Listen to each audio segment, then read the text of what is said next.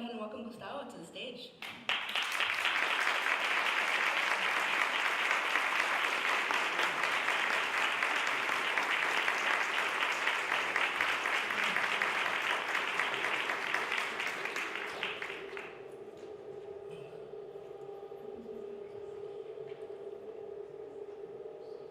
So I know that Brandy talked a little bit about Gustavo's career in film, but I just also want to note that my first introduction to Gustavo came through the Mexican band Café Tacuba, which he produced and really helped found.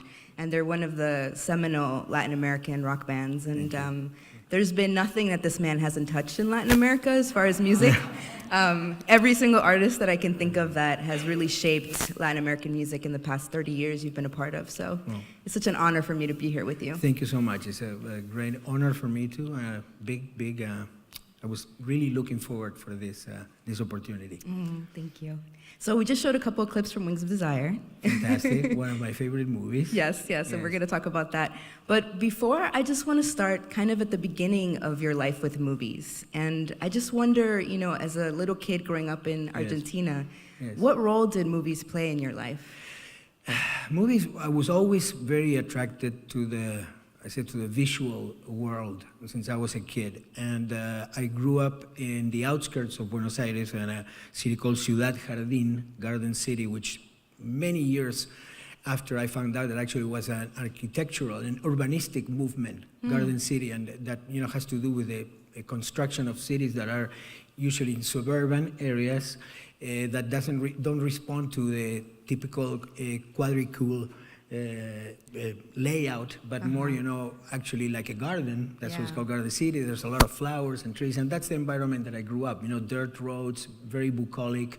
But we had our neighborhood cinema, El Cine Helios, which is actually the place where I did my artistic debut, dancing a malambo, dancing an Argentinian folk dance. How old were you? I was 9, I believe. Yeah. So especially in summer, in the summer I used to go, and Sundays they had like 3 movies, for the price of one, and I used to go and see, the westerns and sword movies, but yeah, I mean, always was very attracted to cinema. And then later, I mean, when I started making records at a very early age. I started when I was 16 years old. I signed my first recording contract with RCA. So I was going to high school, but I was also, I was making records. And when I finished high school, I wanted to study cinema. But I thought, well, I have my band already, so I have this music thing going on. Now I want to study cinema.